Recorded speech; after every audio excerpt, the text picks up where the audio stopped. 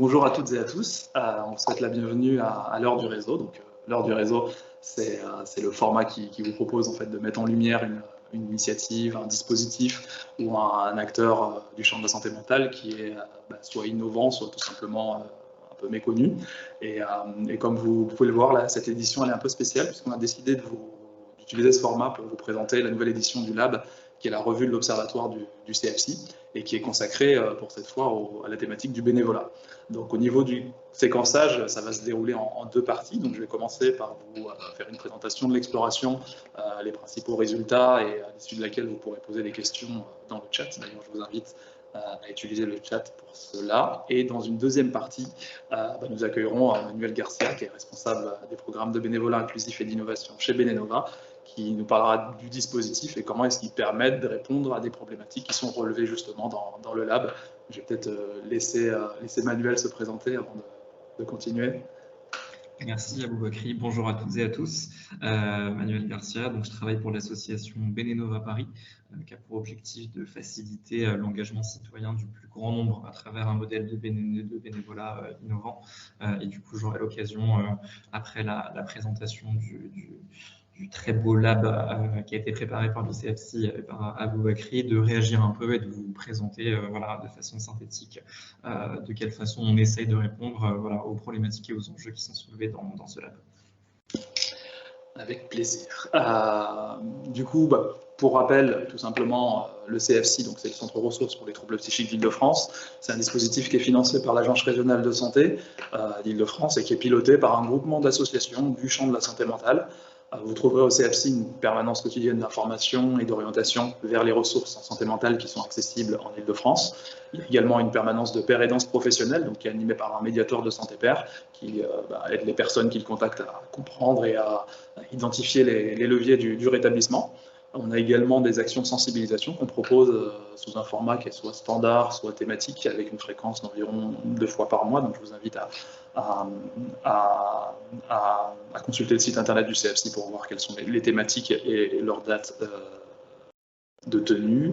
Il y a une fonction observatoire dont je vais parler juste après et également une fonction de communication qui sert de caisse de résonance pour relayer l'actualité non seulement du CFC mais plus largement en fait l'actualité du champ de la santé mentale. On peut y aller.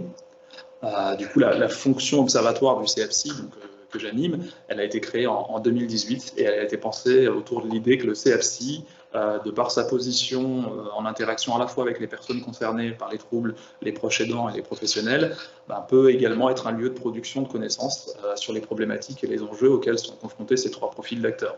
Donc la fonction d'observatoire, elle est basée sur deux volets, deux piliers. Il y a un volet qui est analytique, qui vous propose d'explorer les problématiques qu'on aura repérées, notamment dans le cadre des permanences du CFC, et un volet de production d'outils, de partage méthodologique, qui va mettre en lumière des initiatives inspirantes et à tout le moins duplicables qu'on va observer dans notre activité, et notamment dans le recensement des différents dispositifs.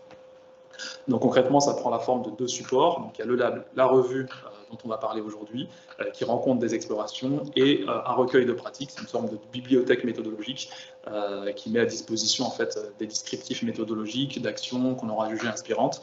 Et ces 2 types d'outils, ils ont vraiment pour finalité de valoriser les initiatives franciliennes qui répondent aux problématiques qu'on aura observées.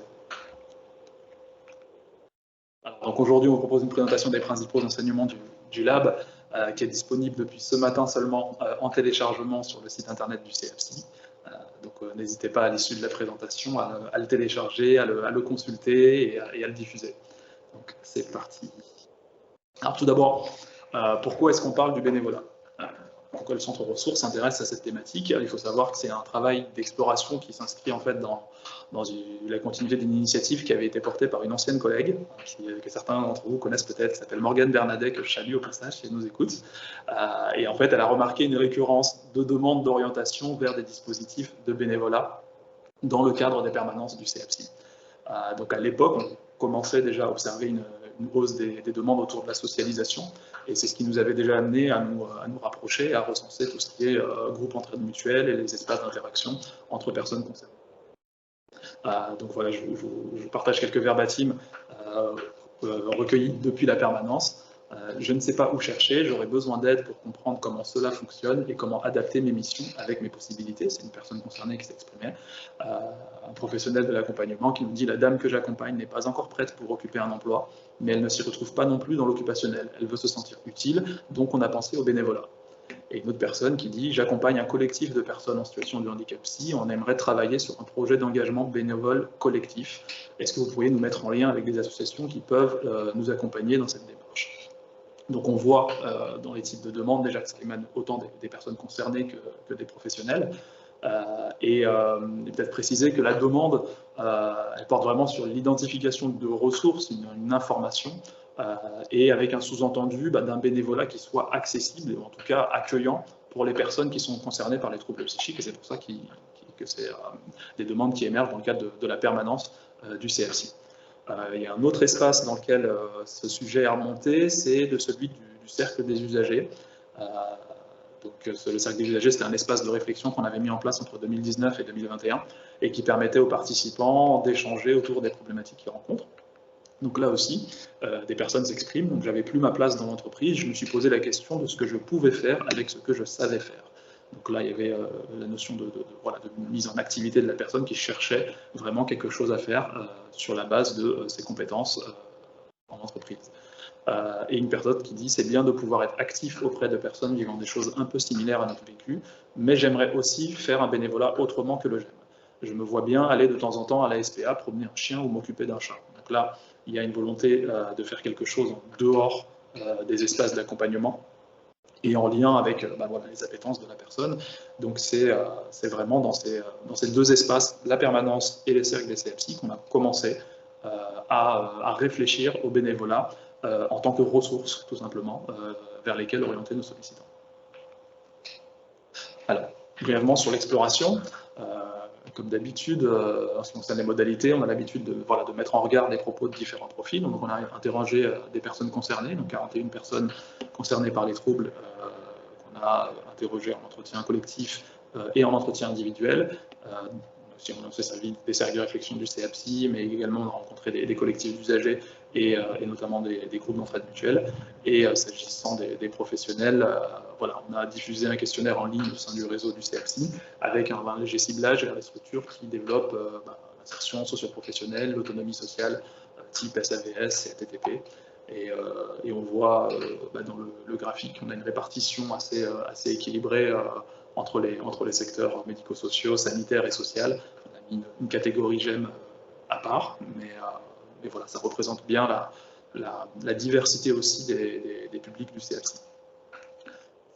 Du cadre, alors il n'y a pas de définition légale du bénévolat, pour autant il y a des propositions de définition, et on s'est basé sur celle du Conseil économique, social et environnemental, qui dit que le bénévolat est l'action de la personne qui s'engage librement sur son temps personnel pour mener une action non rémunérée en direction d'autrui ou au bénéfice d'une cause ou d'un intérêt collectif.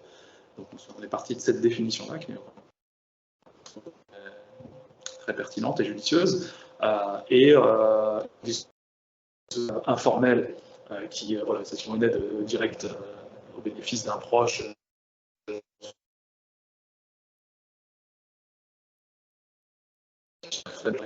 Majoritairement dans un cadre associatif, et c'est cette forme-là qui nous intéresse, parce que c'est une pratique inclusive de droit commun, et c'est pour cette raison d'ailleurs qu'on n'a pas forcément pris en compte les activités réalisées en GEM, parce que bien que ce soit des associations indépendantes, elles ont quand même le statut d'acteurs du champ de la santé mentale, et nous voulons vraiment mettre la focale sur la dimension inclusive et droit commun du bénévolat. Donc voilà pour le cadre de l'exploration. Ensuite, sur le croisement des regards sur le bénévolat, on a commencé par se poser la question de la définition, parce que les gens entendent, quand ils parlent de bénévolat, à la fois les personnes concernées et les professionnels du soin et de l'accompagnement. Et ce qu'on retient, c'est que les personnes interrogées trouvent d'abord que le bénévolat, c'est un moyen de s'épanouir. Elles parlent d'abord du plaisir, du don et du partage. C'est vraiment l'argument premier. Il est recherché parce que le bénévolat en tant qu'activité, parce qu'elle permet de déployer des formes de solidarité, donc elles veulent donner, ce que disent les verbatims, donner de sa personne sans donner d'argent, donner du temps sans contrepartie, sans contrepartie financière. Ça contribue au bien-être de la personne qui donne. Donc Donc là, il y a vraiment un plaisir lié à l'activité en tant que telle. Dans un deuxième temps, on parle du bénévolat également pour le rôle social gratifiant qu'il permet à la personne d'avoir. Il est plébiscité parce que, excusez-moi. Donc le bénévolat est plébiscité parce qu'il permet de bénéficier d'une image positive.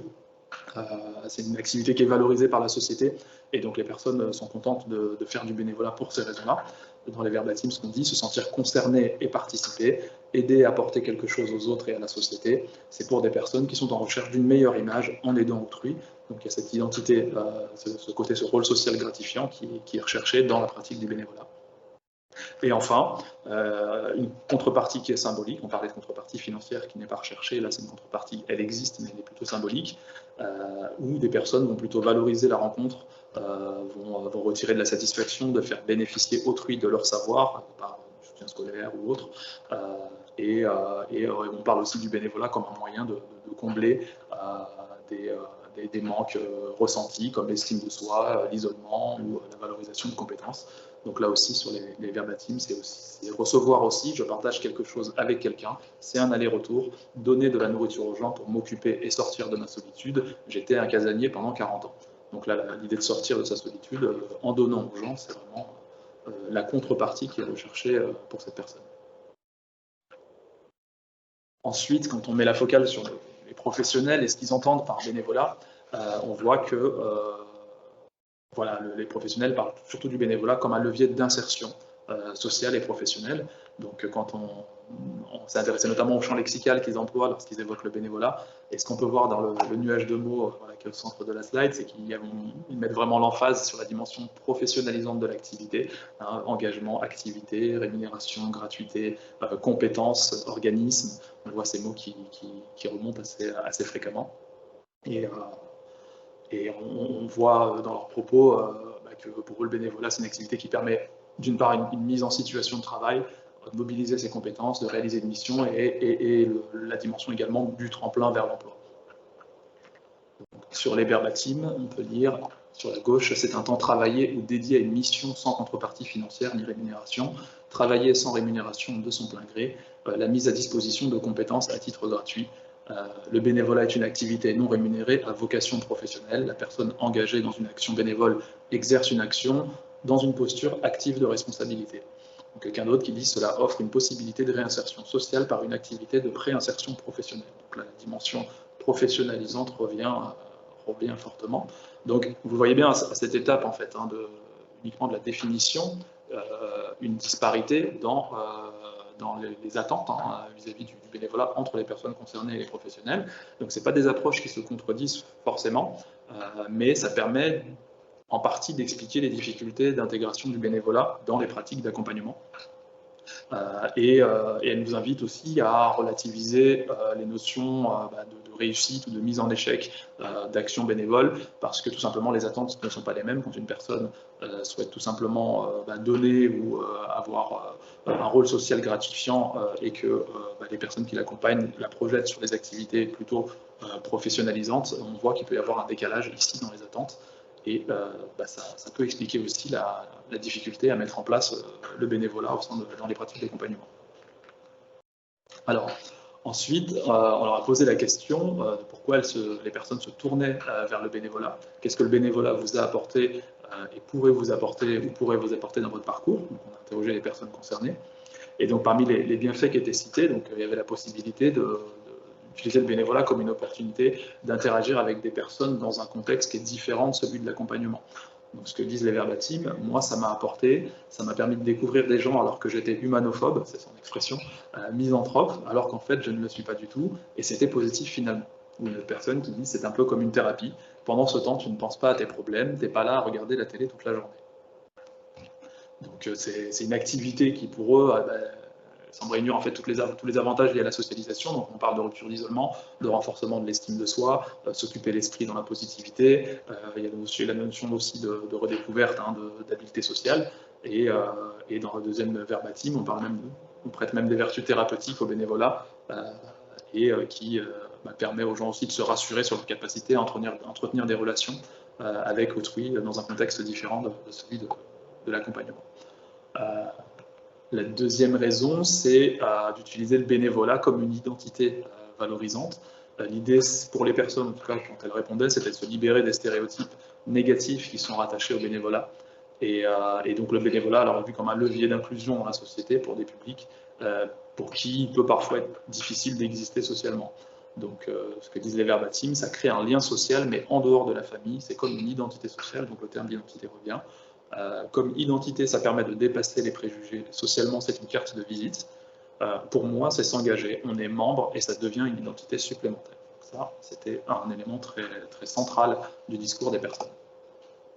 Ensuite, le dernier point, c'est le bénévolat comme levier d'enrichissement des compétences. C'est là où ça fait écho à ce que disaient les professionnels dans leur définition, parce que c'est des personnes, quand elles s'engagent dans le bénévolat, ont conscience aussi d'accumuler de l'expérience qu'elles vont éventuellement pouvoir valoriser, que ce soit dans un cheminement vers une activité ou carrément dans une recherche d'emploi. Là aussi, les verbatims illustrent, autant des recherches d'emploi c'est dur, autant le bénévolat, l'accès est plus facile. Ça permet d'aller mieux et de donner un sens.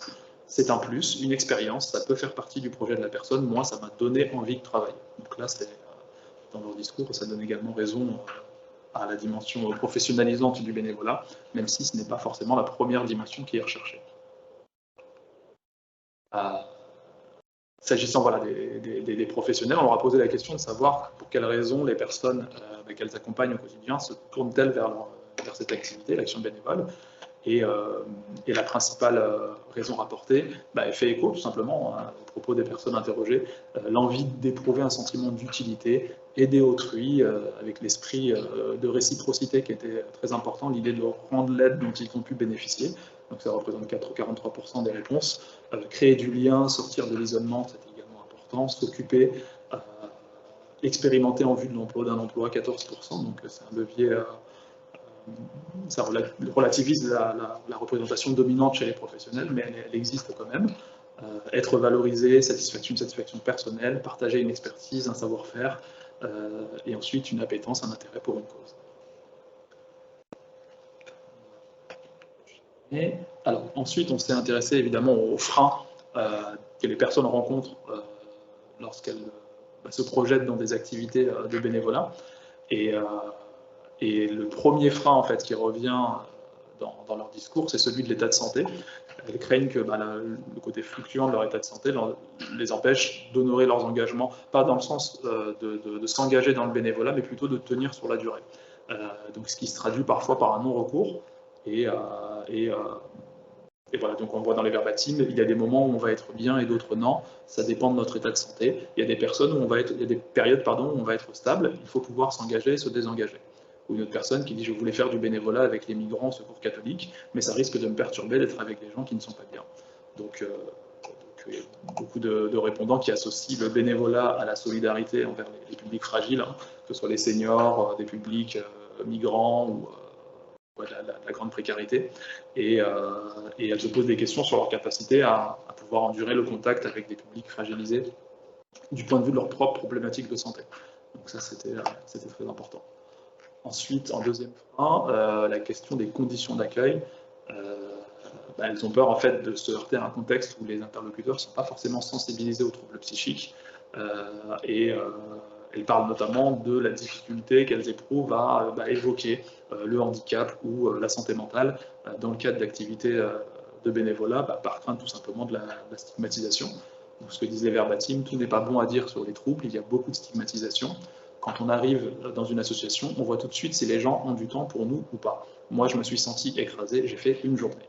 La personne montre bien les difficultés, à la fois entre la difficulté à évoquer le handicap, mais également certaines pratiques de rejet. Il y a des personnes qui ont eu par le passé à divulguer leur situation et le fait qu'elles vivaient avec des troubles, et ça s'est parfois mal passé, donc elles projettent également les mêmes conséquences sur des activités de bénévolat, et ça les dissuade en fait de recourir au bénévolat. Donc il y a un non-recours aussi qui est lié à cette crainte-là. En troisième frein, il y avait les attentes de performance. Là aussi, c'était une grosse appréhension, des exigences qui peuvent porter à la fois sur le rythme des tâches ou sur les compétences nécessaires pour les mener à bien. Et les personnes voulaient vraiment avoir la possibilité d'expérimenter, de s'essayer, de tester, pour être sûr de pouvoir être à la hauteur finalement de l'action et de la mission qui leur est confiée. Donc dans les verbatims, on le revoit, dans des grosses structures, ils demandent des tâches spécifiques où il faut aller vite. Il y a des choses qui peuvent être compliquées et les gens peuvent dire « tu me retardes ». Ou quelqu'un d'autre qui dit savoir jusqu'où on peut aller, ce qu'on peut donner en termes de temps, d'implication, il faut se tester.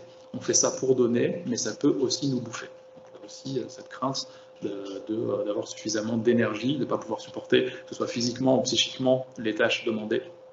Et ce que nous disaient les personnes, c'est que ça avait vraiment un impact sur leur plaisir et leur volonté de s'engager dans des missions de bénévolat.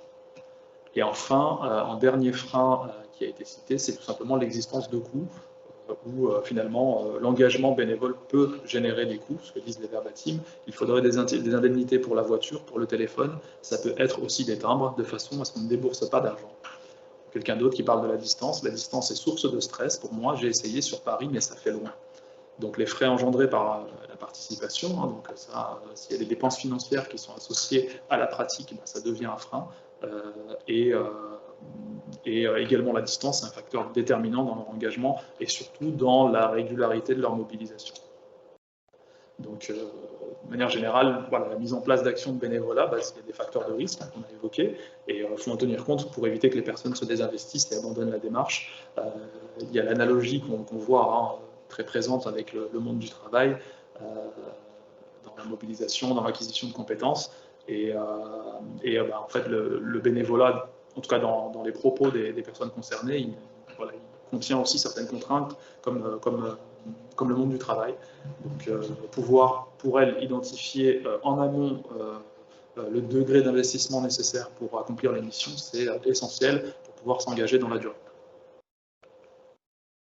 Alors ensuite, voilà, on parlait de la volonté des personnes de s'investir dans les missions, ça pose forcément la question de l'accueil de ces demandes par les professionnels qui sont en charge de leur accompagnement, mais également, j'ai envie de dire, l'adaptation du cadre institutionnel dans lequel ils exercent à favoriser l'approche du bénévolat. Donc cette partie-là, elle propose d'explorer les leviers, les freins du développement du bénévolat comme une modalité d'accompagnement des personnes concernées par la souffrance psychique.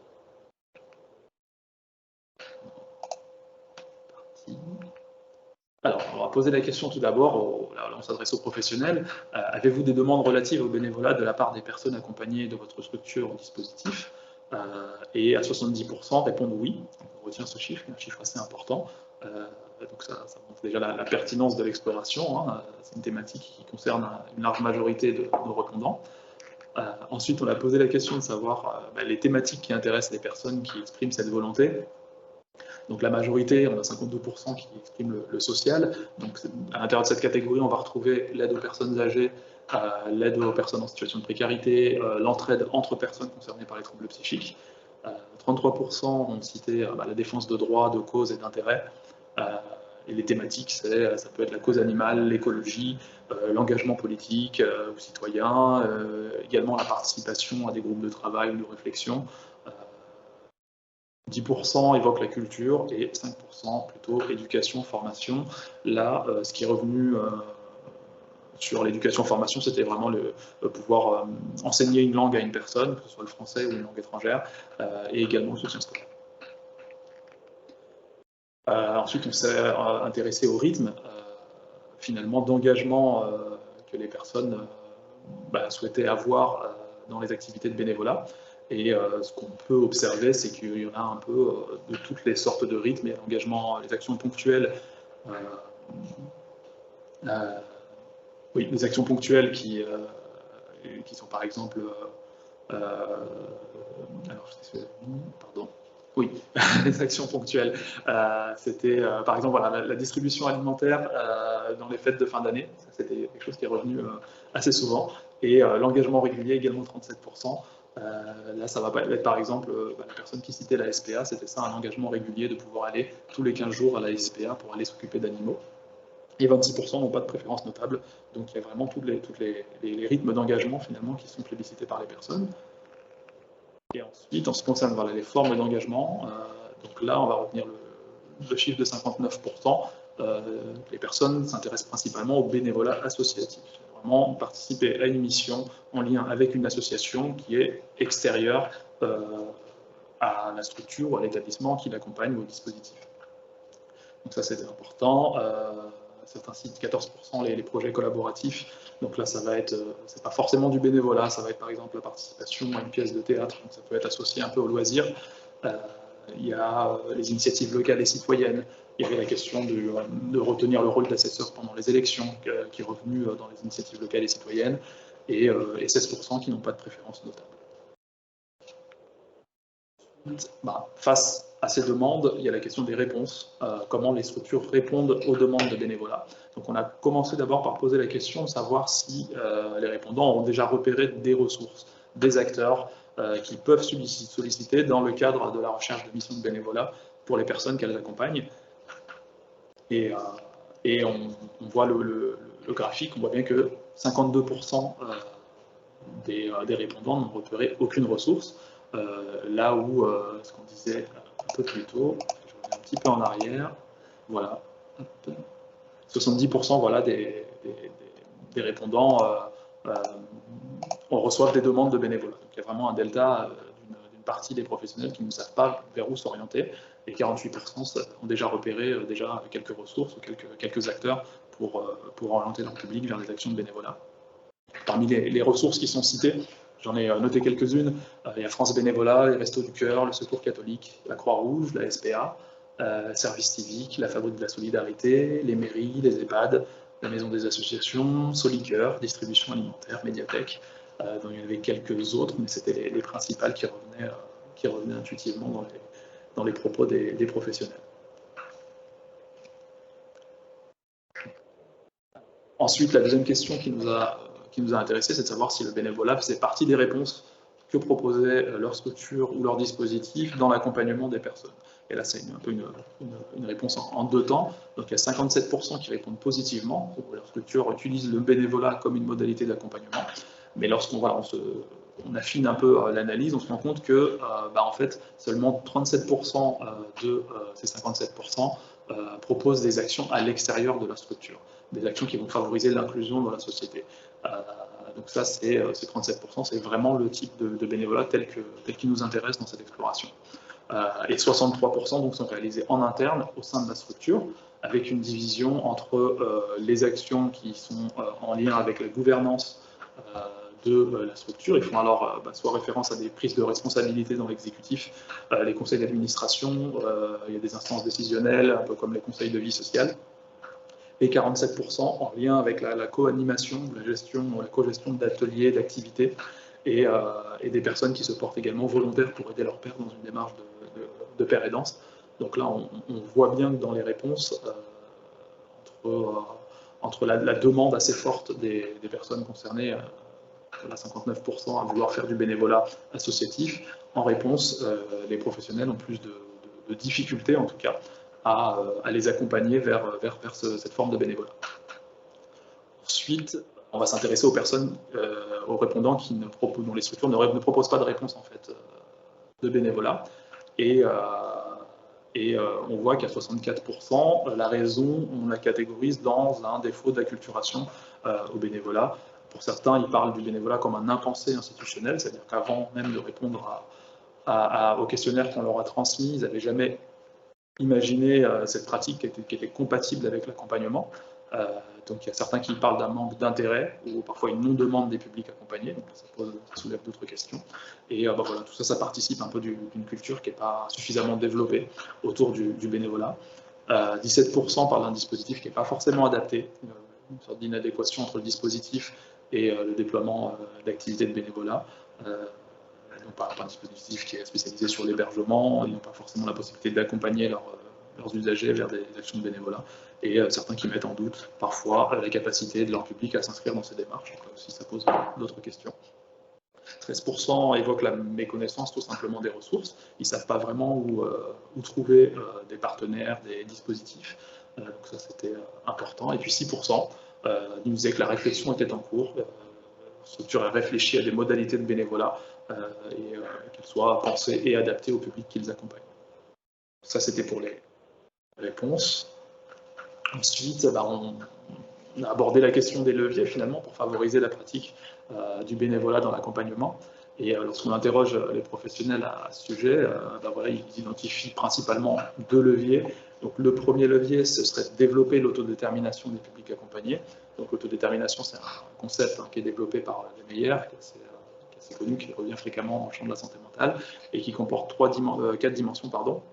Donc, l'autonomie, c'est de savoir faire les choses par soi-même, mais pas forcément sans assistance. Donc l'environnement, il doit aussi être adapté aux besoins spécifiques de la personne. Il y a la dimension de l'autoréalisation, qui permet à la personne de connaître ses besoins, se connaître elle-même, exprimer ses envies, également ses limites.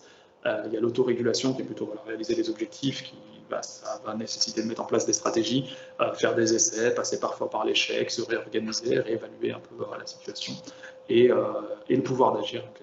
Empowerment psychologique, comme on dit, c'est être conscient justement de ses capacités, de connaître ses forces, ses faiblesses, et distinguer ce qui relève des conséquences de nos actions et ce qui a des causes extérieures.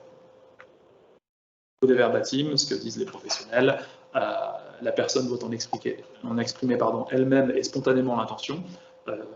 Et il parle également de mise à disposition d'informations au sein des structures, prendre le temps d'expliquer aux personnes accompagnées, développer l'envie chez elles, pouvoir se saisir des opportunités, mise en confiance.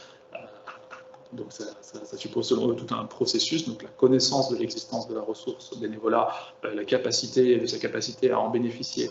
Il y a un travail d'accompagnement à la verbalisation, au repérage des appétences, et une fois dans le cadre de la mission, accompagner la personne dans le repérage et la mobilisation de ses habiletés. Donc c'est tout un processus qui doit être mis en place pour accompagner les publics à l'activité bénévole. Et le deuxième cas, c'est tout simplement concevoir un cadre adapté et sécurisé. Donc ce qui ressortait des réponses, c'était vraiment une crainte, une appréhension des professionnels par rapport à l'accueil que leur public pourrait recevoir par un monde associatif, comme on l'a cité plus tôt, qui ne serait pas forcément sensibilisé au handicap et aux troubles psychiques en particulier. Et ils veulent vraiment que les besoins spécifiques de leur public soient pris en compte. Donc ce que disent dans les verbatim les professionnels, c'est même bénévoles, les personnes subissent la discrimination, leur temps n'intéresse pas beaucoup, leur intégration dans une équipe nécessite la prise en compte de leurs difficultés. Ou encore, des rencontres préalables entre les protagonistes pourraient permettre de faciliter les échanges, diminuer les craintes, mieux accompagner les personnes. Donc voilà, une prise en compte de leur spécificité, et le levier qui est évoqué, c'est vraiment celui de l'interconnaissance avec les associations qui mobiliseront les bénévoles, de créer un climat de confiance. Donc voilà, on observe aussi dans leurs réponses cette recherche d'un sur-mesure qui faciliterait le lâcher-prise et l'accompagnement des personnes vers des activités de bénévolat. Ensuite, je vais profiter également de ce sujet pour en fait replacer la thématique du bénévolat dans un contexte de politique publique actuelle qui sont plutôt pour plaider vers une meilleure inclusion des personnes en situation de handicap. Donc, on peut citer par exemple le projet de l'Agence régionale de santé qui parle de transformation et d'évolution de l'offre pour accompagner les établissements sociaux et médico-sociaux dans cette mutation. Il y avait également le rapport PIFTO, il y a également le guide Atosti qui parle d'accompagnement à la transformation de l'offre de services par la transition inclusive. Donc l'idée, finalement, c'est de remplacer la notion d'intégration, qui impose finalement aux personnes de s'adapter à la norme, par une approche de l'inclusion qui va inverser le rapport à la norme en imposant la création d'environnements qui soient adaptés en fait à tous les profils. Donc l'approche inclusive, elle doit permettre d'apporter une solution qui soit adéquate et elle suppose une personnalisation des réponses et donc des parcours selon les besoins des personnes.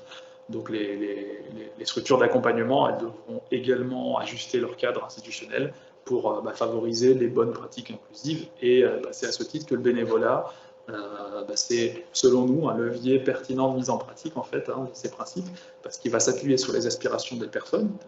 Ils ont exprimé des volontés de réaliser des actions de bénévolat pour identifier les actions et ça va leur permettre de favoriser la mixité sociale et également de lutter contre la stigmatisation du handicap. Donc, et ça c'est au niveau des personnes concernées et au niveau des professionnels du soin et de l'accompagnement. Ça permet d'intégrer cette pratique au niveau institutionnel et en fait c'est un levier d'acculturation des professionnels à cette transition inclusive en développant l'ouverture vers l'extérieur et le droit commun. Donc je vous renvoie vers la chaîne YouTube du CFC peut-être pour consulter le dernier colloque du CFC qu'on a tenu l'an dernier qui parlait justement de ce mouvement, c'est un peu l'image du train que vous voyez, ensemble sur les rails de la transition inclusive. On parlait d'un train en marche et effectivement il y a plein de pratiques et le bénévolat nous semble en tout cas être une pratique qui illustre bien cette démarche de la transition inclusive.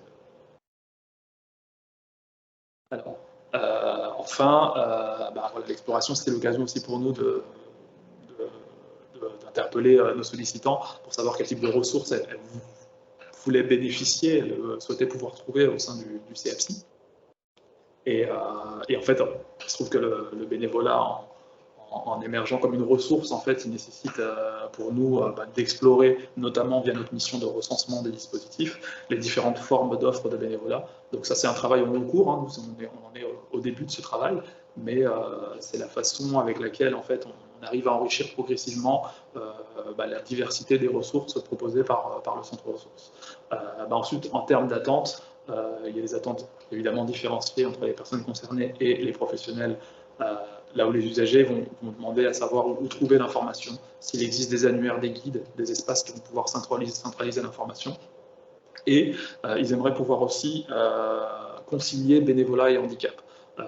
Voilà, comment ou est-ce nécessaire de divulguer leur situation par rapport au handicap aux associations qui recherchent des bénévoles.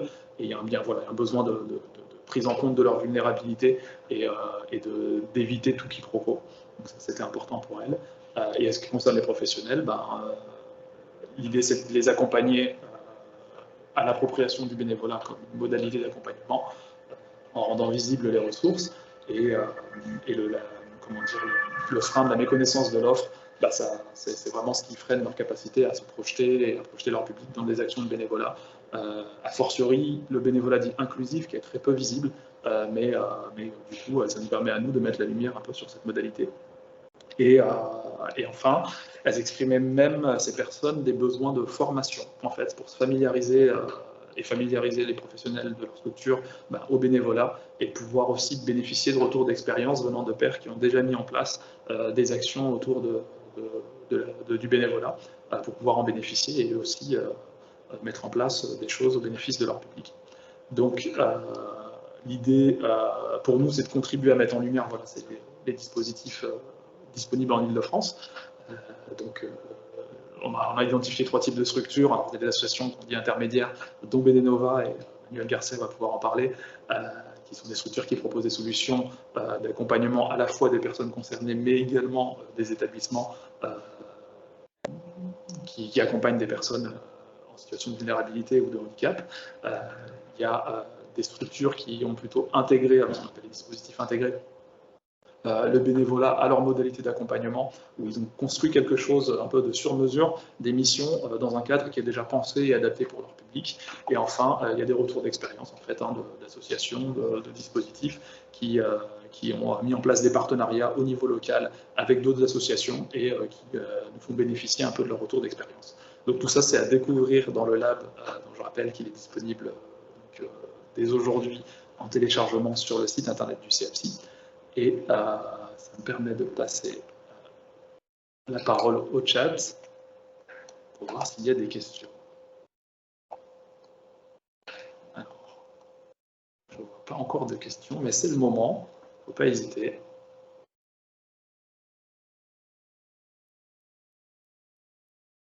Alors, peut-être pour lancer cette étape, je vais peut-être rendre la parole à Manuel Garcia, qui voulait réagir par rapport à la présentation du lab. Avec plaisir. Merci beaucoup à Aboubakry et merci au CFC pour ce très beau travail dont on a pris connaissance il y a quelques jours, mais sur lequel, au sujet duquel on échange avec le CFC depuis un moment maintenant. À la lecture du lab, on a trouvé ça passionnant, de grande qualité. Pourquoi ? Parce que il y a tout un tas de sujets et de thématiques, d'enjeux, problématiques aussi qui sont abordés dans ce lab, qui sont complètement en prise avec tous les sujets sur lesquels, chez Benenova, on travaille au quotidien.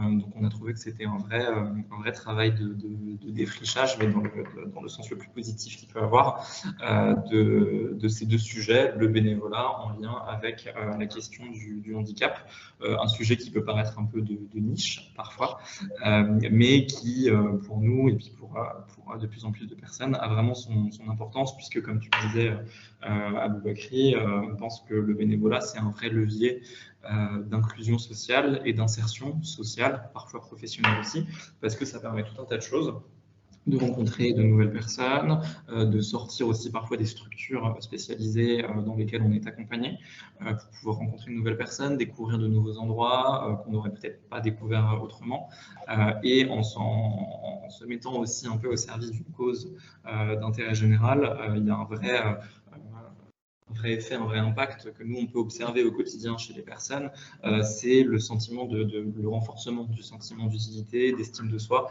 qui, je pense, c'est quand même un facteur clé dans les perspectives d'insertion, de réinsertion et de reprise de confiance en soi. Donc on a trouvé que c'était très très intéressant, et ce qu'on en retient, c'est qu'il y a une vraie demande à laquelle il faut pouvoir répondre. Je crois que 70% des personnes qui accompagnent des personnes concernées par le handicap mental ou psychique qui ont déjà reçu une demande en lien avec le bénévolat. Donc il y a un vrai phénomène du coup social, je pense, auquel il faut pouvoir apporter une réponse.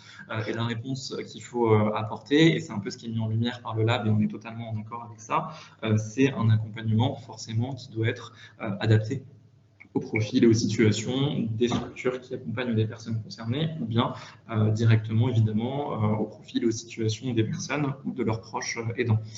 Et c'est ce qu'on essaye de faire, du coup, chez Benenova, puisqu'il y a vraiment un besoin d'acculturation, et c'est aussi ce qui est mis en avant dans le lab, d'acculturation un peu des deux côtés, à la fois du côté des structures, du côté des personnes, une acculturation à ce monde de l'engagement, ce monde du bénévolat, et une acculturation aussi du côté du monde associatif, qui a envie de développer ces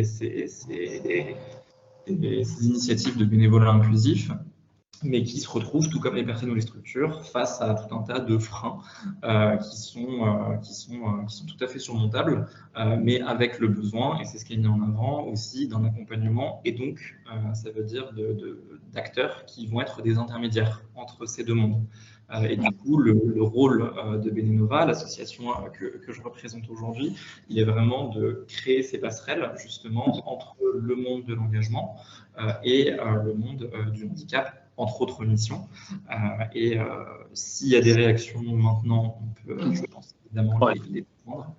Je te propose d'enchaîner peut-être justement avec... Et puis du coup, je peux tout à fait enchaîner sur la présentation de l'association. Je vais essayer de mettre en lien avec tout ce qui a été dit par Aboubakry. Mais en tout cas, l'association pour laquelle je travaille, Benenova Paris, puisqu'on est aussi présent dans 4 autres villes en France, à Lille, Rennes, Nantes et depuis tout récemment à Marseille, dans la partie sud. Le rôle de cette association, qui a été créée en 2013, il est de faciliter l'engagement citoyen du plus grand nombre à travers un modèle de bénévolat qui se veut innovant parce que complémentaire au bénévolat dit traditionnel, puisque le modèle de bénévolat dont Benenova fait la promotion, c'est un modèle de bénévolat avec des missions qui sont ponctuelles, sur lesquelles on ne demande pas un engagement donc de long terme, des missions qui sont courtes également, qui durent entre 2 et 5 heures, sont des missions qui sont toujours collectives et pour lesquelles on ne demande pas de compétences particulières et très spécifiques et définies. Pourquoi ? Parce que notre objectif, il est vraiment de faciliter et de rendre l'engagement accessible au plus grand nombre de personnes, parce qu'on s'est rendu compte, et il y a depuis plusieurs années, plusieurs décennies même, un phénomène de recomposition des modes d'engagement au sein de la société, avec une plus grande partie peut-être de la société qui a envie de s'engager bénévolement auprès d'associations ou en dehors même d'associations. Et c'est un point assez important parce que du coup, il y a tout un tas de personnes qui sont peut-être actives dans le monde du travail, qui pour des raisons de santé ne peuvent pas s'engager sur le long terme, qui ont quand même envie d'avoir voilà, tout un tas de possibilités pour s'engager. C'est donc ça notre rôle chez Benenova, et cet objectif, on essaye de l'atteindre par 2 modes d'action. Le premier, c'est un soutien aux associations locales de solidarité et de préservation de l'environnement qui ont besoin de mobiliser des bénévoles pour pouvoir porter leurs actions. Et puis du coup, le deuxième mode d'action, il est de l'autre côté un soutien apporté aux citoyennes et aux citoyens qui ont envie de s'engager auprès d'associations et des citoyennes et des citoyens notamment qui sont éloignés de l'engagement et du bénévolat pour des raisons qui peuvent être très diverses et pour lesquelles on a construit des parcours d'engagement vers et dans l'engagement bénévole pour pouvoir répondre à la fois à leurs questions, à leurs appréhensions, aux incertitudes forcément qui peuvent exister autour de cette expérience qui parfois et pour beaucoup de gens est nouvelle. Et c'est un peu voilà, tous les éléments qui sont disséminés dans le travail qui a été fait par le CFC à ce sujet. On peut passer, je pense, à Aboubakry à la slide suivante. Merci beaucoup. Je voulais juste voilà, vous montrer pour donner à voir, puisque le travail qu'on fait il est très concret, vous expliquer un peu comment on met en relation ces citoyens et ces associations. On a en fait un outil en ligne auquel vous pouvez accéder très simplement en tapant benenova.fr dans votre barre de recherche. Il s'agit en fait d'un calendrier de missions en ligne qui permet, une fois qu'on s'est créé un compte, de s'inscrire en 3-4 clics à des missions de bénévolat près de chez soi, sachant qu'on intervient voilà, dans tout Paris et en petite couronne. Les missions que l'on propose, je le disais, elles se font auprès d'associations de solidarité et de préservation de l'environnement. Ça tombe bien puisque, comme c'est très bien montré dans le lab, il y a une vraie envie de la part des personnes, et notamment des personnes qui sont en situation de handicap, de s'engager auprès d'associations qui font du social. On soutient nous beaucoup d'associations qui font de la solidarité, et pour vous donner quelques exemples de missions et d'associations qu'on soutient, on peut passer à la slide suivante juste pour illustrer rapidement le propos. On a à Paris et en Ile-de-France des associations qui vont être dans le domaine de l'environnement envisagées de façon très large, avec à la fois des missions de jardinage, de bricolage, de tri, de recyclage, de récupération d'invendus alimentaires sur des marchés. Ce sont des missions qui sont très différentes et diverses les unes des autres et qui permettent donc de répondre à des envies, à des profils, à des situations individuelles qui peuvent aussi être très différentes. Et c'est évidemment un élément qu'on prend en compte au quotidien dans l'accompagnement des personnes qu'on rencontre et qui nous sont orientées. Et d'un autre côté, on a des missions aussi auprès d'associations de solidarité, c'est la slide suivante, comme la Chorba, l'un et l'autre, ou la Balade des Lucioles, mais aussi auprès d'associations qui sont beaucoup plus identifiées et qui sont d'ailleurs citées par des personnes qui ont été rencontrées dans le cadre de l'élaboration de ce lab, comme les Restos du Cœur, la Croix-Rouge, le Secours catholique, qui sont des associations ancrées voilà, de façon un peu plus profonde que Benenova dans le paysage et puis dans l'imaginaire aussi collectif. Donc voilà, ces missions que vous voyez, des distributions de repas, de la confection de repas chauds pour des personnes en situation de grande précarité, en situation de rue ou des marauds de lien social. Ce sont autant de missions sur lesquelles des citoyens peuvent se mobiliser de façon autonome s'ils en ont l'envie ou la possibilité, ou bien de façon plus encadrée s'ils en ressentent le besoin, dans le cadre de nos programmes de bénévolat inclusif. Donc, ça, c'était pour le contexte de qu'est-ce qu'on fait chez Benenova. Et maintenant, je peux peut-être rentrer un tout petit peu plus dans le détail du coup, toutes ces actions qui sont portées par une équipe fort souriante et engagée, qui en fait est présente au quotidien, exactement, qui est présente sur le terrain au quotidien, et notre présence en fait auprès des associations locales franciliennes, c'est ce qui fait vraiment le sel et l'expertise qu'on développe dans notre accompagnement, parce qu'on connaît très bien nos associations partenaires, on connaît donc très bien les missions que l'on met en ligne et que l'on propose aux citoyens et aux citoyennes. Et l'idée, c'est que derrière cette connaissance fine et approfondie des besoins des associations et aussi des besoins et des profils des bénévoles, on a la capacité de décortiquer de façon assez fine les missions et donc de conseiller et d'orienter les bénévoles qui en ont envie ou besoin vers des missions qui vont être les plus adaptées à leur profil et à leur situation. Si je rentre un petit peu dans le détail de notre programme de bénévolat inclusif à destination de personnes en situation de handicap mental ou psychique, c'est un projet que l'on mène chez Benenova depuis 2017. C'est un projet que l'on mène pourquoi? Parce qu'on s'est rendu compte peu de temps après la création de l'association qu'il y avait des personnes qui étaient éloignées de l'engagement et qui pourtant exprimaient une envie de sortir de chez eux, de sortir peut-être des structures qui les accompagnent pour voilà, donner de l'aide, parfois rendre ce qu'on nous a donné, rencontrer de nouvelles personnes, tout un tas de situations qui sont très bien évoquées dans le lab.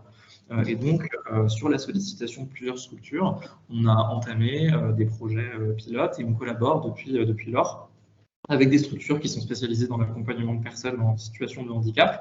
Ça peut être des instituts médico-éducatifs, des SAVS, des CAJ, des hôpitaux de jour. Donc, il y a toute une variété voilà, de structures avec lesquelles on travaille.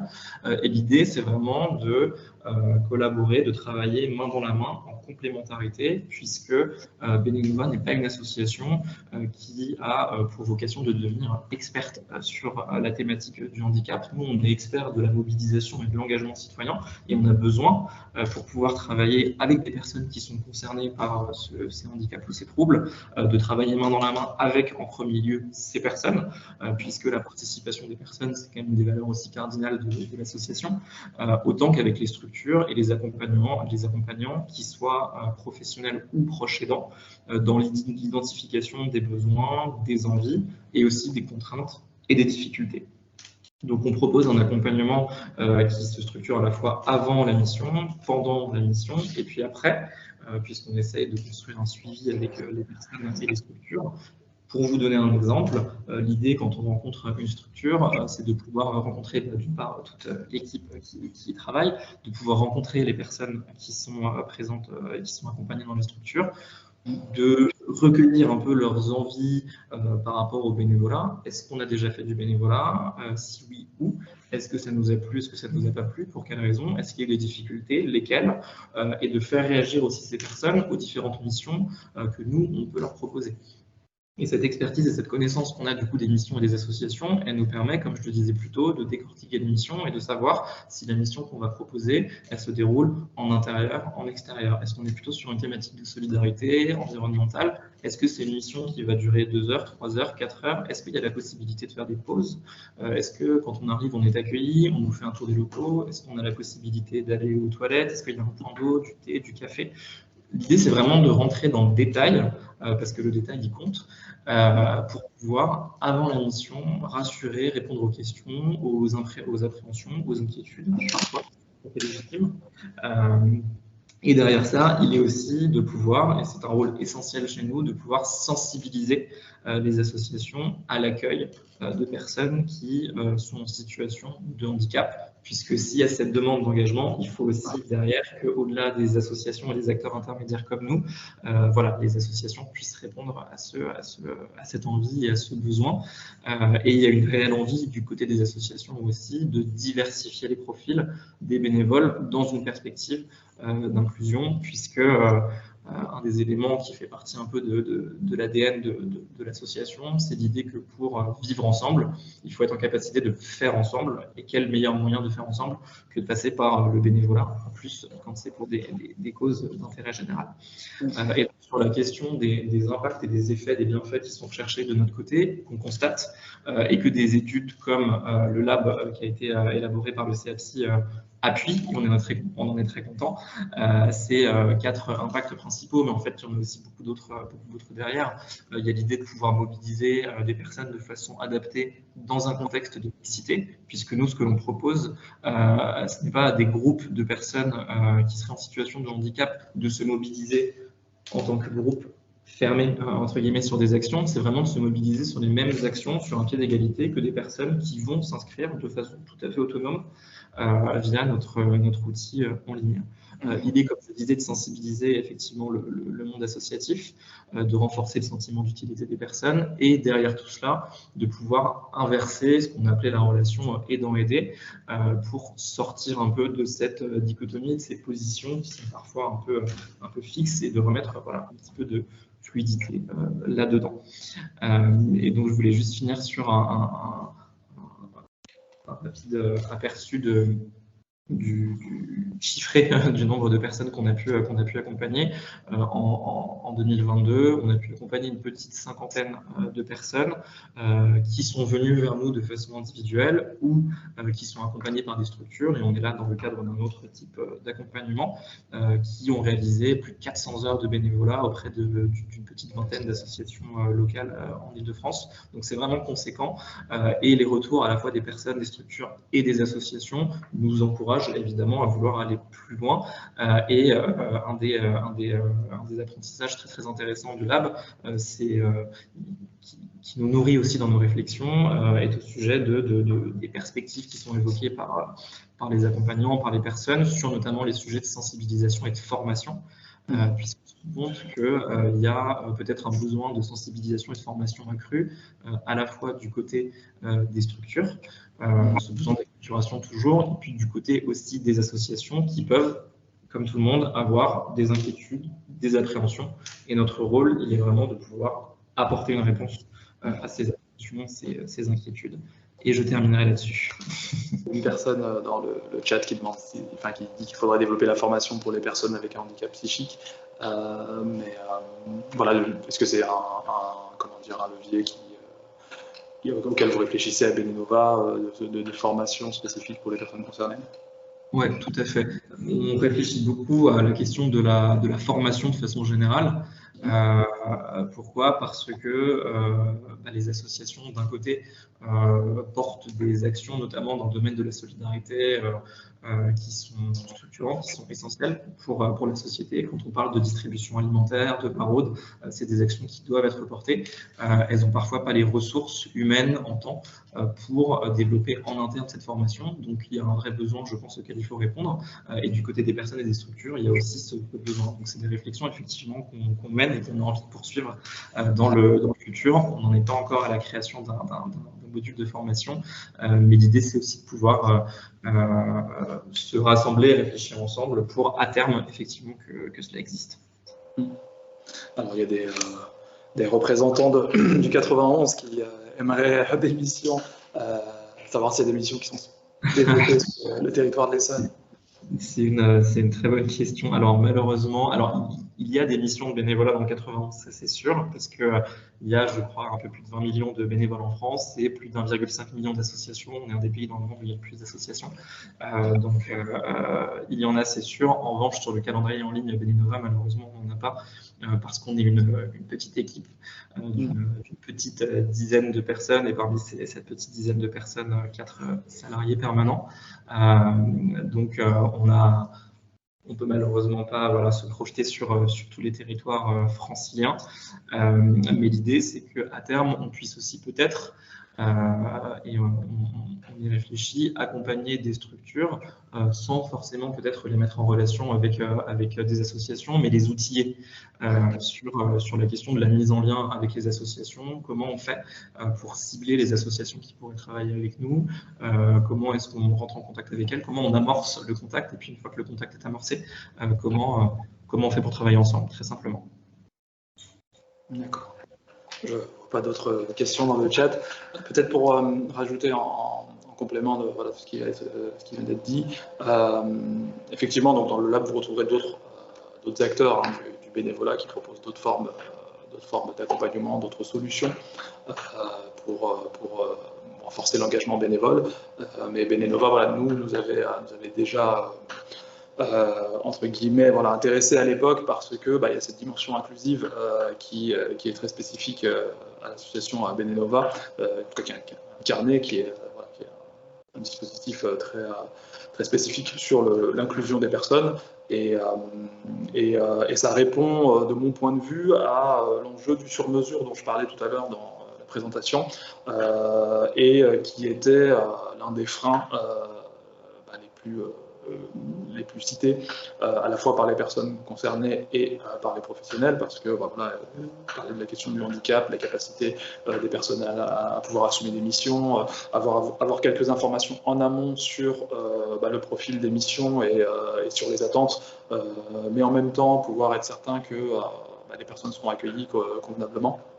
Donc, de notre point de vue, ça lève pas mal de freins qui ont été cités par le Lab, mais effectivement, il y a d'autres associations, d'autres dispositifs qui ont mis en place des choses assez intéressantes. Et l'idée, peut-être à partir de maintenant, avec la sortie du Lab, c'est de continuer ce travail de valorisation et de mise en lumière en fait de ces différents acteurs. Donc à chaque fois qu'on aura l'occasion de parler du bénévolat, on fera en sorte, si possible, de mettre en lumière un acteur local qui propose quelque chose sur ce champ-là, de manière à pouvoir répondre à tous les profils de demande en termes de bénévolat. Je ne vois pas d'autres questions dans le chat. Moi, je vous propose de nous arrêter là, du coup, pour cette heure du réseau. On a tenu 1h05, donc la promesse est tenue. Je remercie effectivement Manuel Garcia pour sa participation et sa réaction à la sortie du Lab, qui, pour nous, était une thématique vraiment nouvelle, comme je le disais. On a vraiment découvert les enjeux du bénévolat, d'abord dans notre permanence, puis après lors de cette exploration. C'était aussi un vrai plaisir de creuser, d'aller aussi à la rencontre d'acteurs qui agissent dans ce champ-là et qui peuvent proposer des solutions. Donc, dans notre rôle de centre ressources, c'était vraiment important pour nous. Donc, moi, je vous donne rendez-vous dans nos prochaines actions, qu'elles soient de sensibilisation ou une prochaine heure du réseau. Et je vous remercie toutes et tous pour votre participation et je vous dis à la prochaine. Au revoir Manuel, au revoir tout le monde. Merci beaucoup au CFC. Au revoir. Au revoir.